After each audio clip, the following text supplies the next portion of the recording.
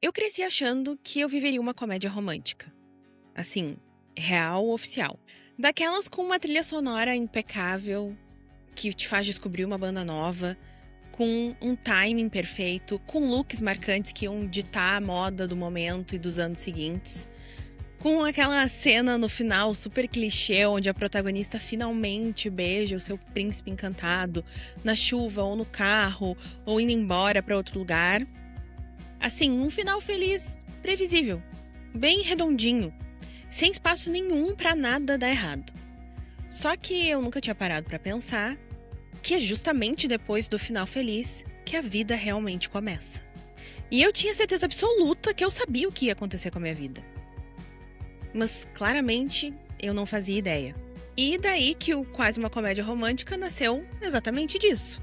Então, esse é um podcast sobre histórias de uma criança que sempre foi extremamente performática, de memórias inesquecíveis de uma adolescente muito patricinha, que cresceu nos anos 2000 numa cidade bem pequena no interior do Rio Grande do Sul, e também as reflexões da vida adulta, de alguém que cresceu acreditando nesse roteiro perfeitinho, nesse roteiro redondo dos filmes que a gente alugava na locadora e assistia depois da aula, sei lá, no mínimo umas 3 vezes por semana, uma na casa da outra. Só que com o tempo eu fui descobrindo que a vida real é um pouquinho mais caótica. E, sinceramente, talvez bem mais interessante. E assim, pra ser bem sincera com vocês, eu ainda enxergo esse meu período, principalmente da adolescência, quase como um sitcom, assim, dos anos 2000. Porque tinha estética, tinha vibe, tinha muita trilha sonora, alô para os meus queridos emos dos anos 2000. E eu gosto de pensar também naquela época como uma época em que a gente simplesmente era. A gente vivia sem pensar tanto no roteiro, sabe? Sem tentar transformar tudo numa grande performance o tempo inteiro e tendo que entregar o que as pessoas esperavam ou talvez o que a gente colocava na nossa cabeça que as pessoas esperavam. Tá, mas aí tu pode me perguntar, mas Betina, pra que fazer um podcast sobre isso? E como a ideia desse podcast é basicamente contar histórias, eu acho que é justo começar contando a história de como ele nasceu. Mas, pra gente poder fazer isso, nós vamos ter que falar um pouquinho antes sobre saúde mental. Porque desde que eu me entendo por gente, a ansiedade anda de mãos dadas comigo. O meu primeiro diagnóstico ele veio com 8 anos de idade. E o gatilho para ele foi um temporal que aconteceu na minha cidade natal. E por algum motivo, um dos ralos da área de serviço da minha avó entupiu e começou a entrar muita água para dentro do apartamento. E a partir dali, eu basicamente nunca mais fui a mesma. E desde então eu fui aprendendo a conviver com ela, a manejar esses sentimentos e essas sensações e a sobreviver junto com ela também. Só que recentemente a minha vida passou por diversas mudanças e 500 mil redemoinhos de coisas acontecendo e eu travei. E aí, numa conversa completamente despretensiosa com uma das minhas melhores amigas, ela chegou assim pra mim e me falou: por que tu não aproveita que tu te organizou financeiramente para não precisar imediatamente começar um novo trabalho? E tu tá tranquila, tu tem tempo, tu tá fazendo outras coisas que não exigem que tu esteja 100% presente na tua cidade. E por que tu não aproveita esse tempo e vai passar uns dias na tua mãe? Vai só ser filha. Vai só desligar, sair um pouco daqui. E aí, essa conversa, ela parece que virou uma chavezinha, assim, na minha cabeça naquele dia.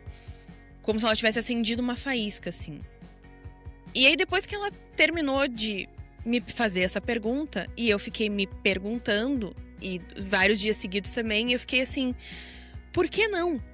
Por que não fazer isso? Por que eu evitava voltar para essa minha cidade natal? Por que eu evitava me permitir parar? Por que eu evitava simplesmente existir, ser, sem precisar performar alguma coisa ou corresponder a alguma expectativa, que eu acho que era muito mais da minha cabeça do que da cabeça das pessoas. E aí, depois de mais de 1000 conversas com outras amigas e mais outras 1000 conversas com meu marido e muitas sessões de terapia, eu me vi numa noite, à meia-noite, dentro de um ônibus, voltando para minha cidade natal, depois de quase 5 anos sem ir para lá. Assim, sem expectativa, sem compromisso, sem cobrança, só tentando me permitir ser. E para ser bem sincera contigo agora, foi uma das melhores decisões que eu tomei nos últimos tempos. Eu acordava de manhã com um cheiro de comida no fogão, principalmente da carne de panela do meu pai, que é surreal de boa, ou então com um cheirinho de café passado. Eu ficava tomando milhares de cuias de chimarrão antes do almoço, conversando com meu pai. De noite a gente tomava vinho, tinha alguma comida conforto e a gente estava assistindo algum programa de comédia que a gente já assistiu 500 vezes. E aí a gente resolveu começar a assistir de novo do zero, pra gente lembrar como era engraçado. Os três, assim, sentadinhos no sofá da sala, o frio tava começando a chegar e era aquele momento de criar outras novas memórias sendo sua filha. E aí eu chorava várias vezes. E pela primeira vez em muito tempo, eu escolhi não esconder isso deles. Então eu falei pra mim mesma, eu não posso esconder o que eu tô sentindo dos meus pais, porque eu vim pra cá justamente pra eles poderem me ajudar com isso. Então eu deixava os meus pais participarem, eu deixava eles me acolherem da forma que era necessário naquele momento. E aos pouquinhos, conforme aquela semana foi passando, eles me ajudarem a ser de novo.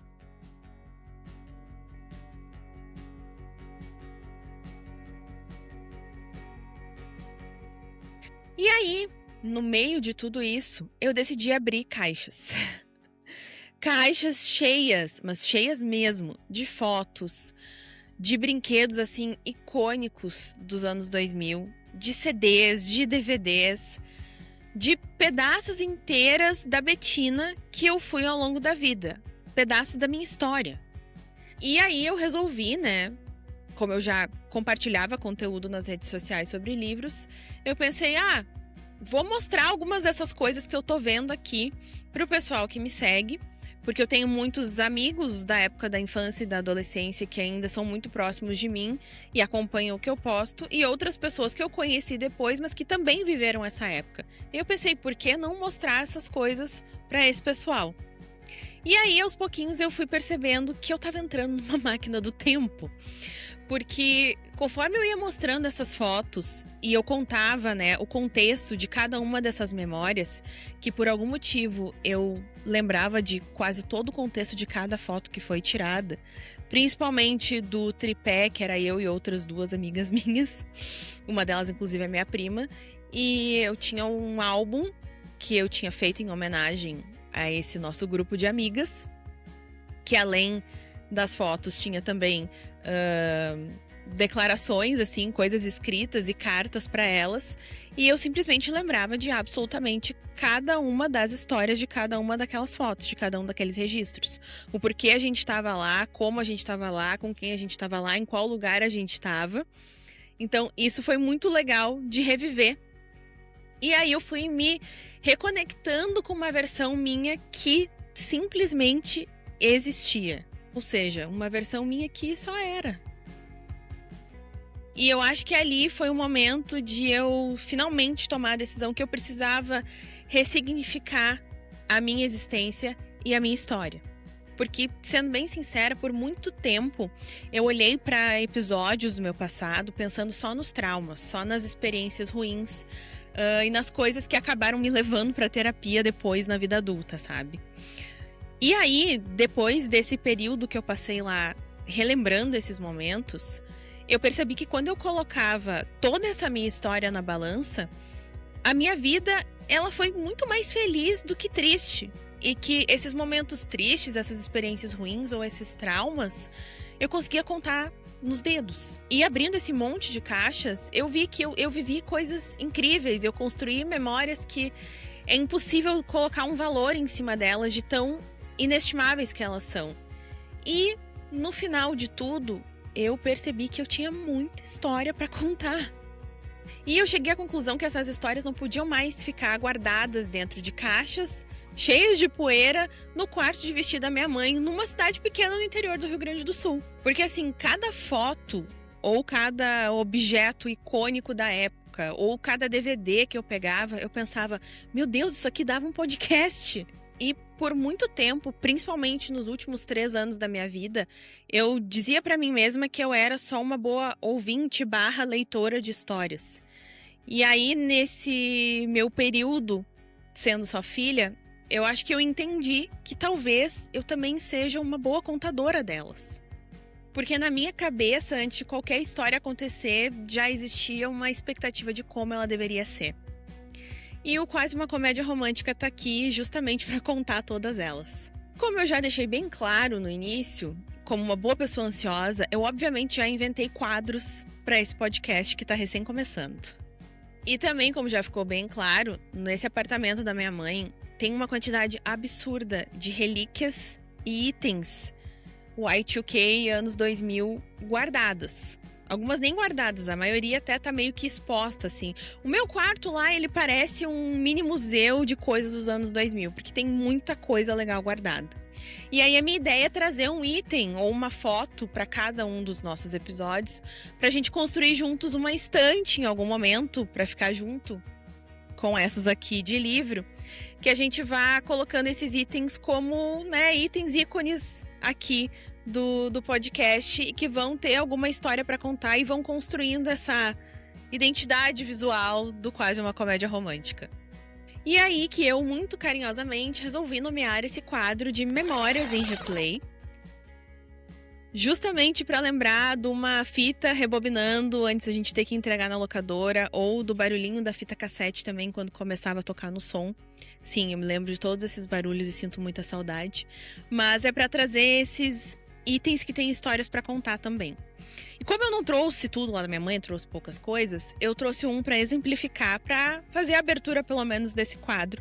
E eu trouxe, vou explicar por que eu trouxe ele para cá, que é o DVD dos meus 15 anos, que foi um momento, né, em 2008. E eu resolvi trazer ele para cá porque eu lembrava que ele tinha sido um ícone na época, né? Todo mundo queria ver. Foi um dos primeiros que eu e as minhas amigas conseguimos colocar a mão, assim, para entender e reviver essas memórias. A gente assistiu 500 mil vezes esse DVD. E existem outras versões dele também, então tem vários cortes da minha festa dos meus 15 anos.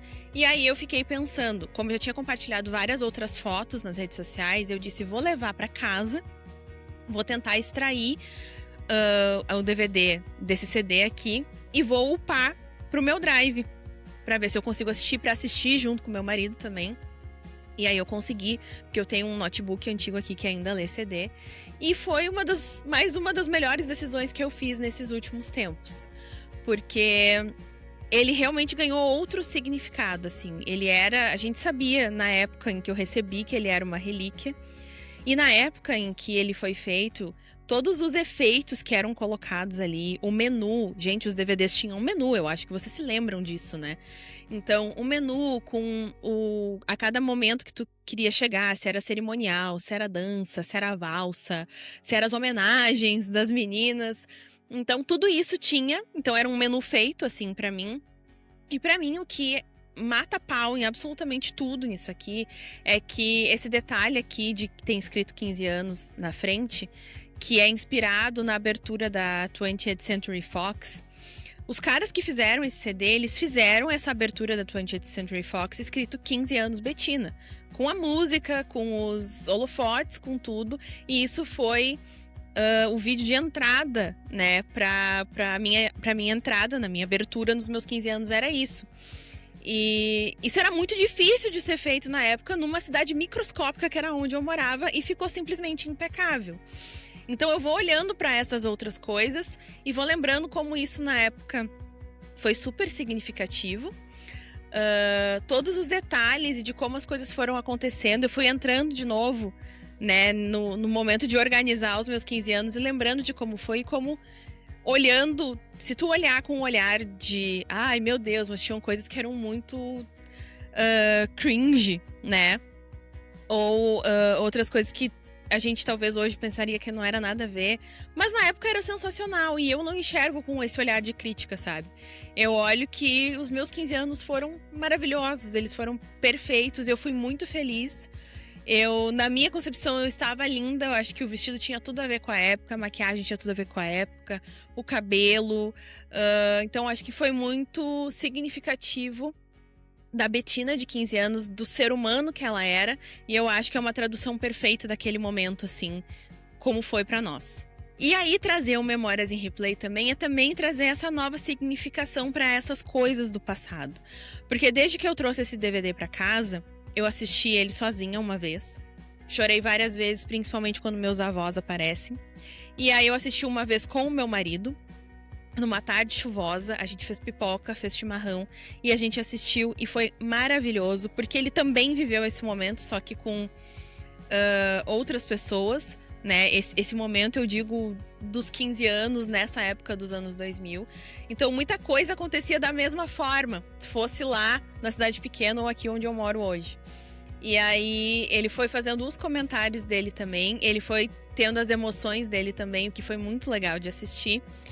E aí, no fim de semana de Dia das Mães, eu fui passar, né, o Dia das Mães com a minha mãe, lá na capital dos gaúchos. E aí, outras 2 tias minhas estavam lá também. E eu comentei sobre isso, eu comentei sobre toda essa minha jornada de redescoberta. E todo mundo ficou, ai, como eu queria conseguir reassistir isso aí de novo, ver como é que era isso de novo. Eu disse, mas não seja por isso, eu consigo colocar na TV.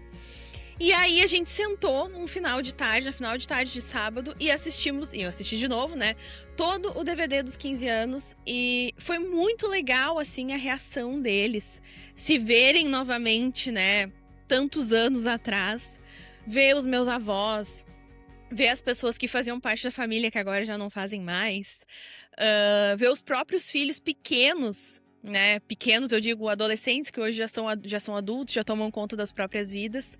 Então, poder ter esse momento com eles também, dar muita risada, foi impagável. Então, ter trazido esse DVD de lá também acabou gerando várias outras ondas de coisas positivas e de conteúdo para eu trazer para cá também. Então, o Memórias em Replay é basicamente pra gente trazer esses itens, ou essas fotos, ou, sei lá, um ticket de cinema, que eu tenho uma caixa de vários tickets de cinema guardados, e a gente relembrar desses momentos e de repente vocês se identificarem também com histórias parecidas. Ah, só que tem mais uma coisa. Essas histórias, elas não são só minhas. E tem muita gente que viveu elas comigo e que provavelmente lembra dos detalhes de uma forma bem diferente das que eu vou contar aqui pra vocês.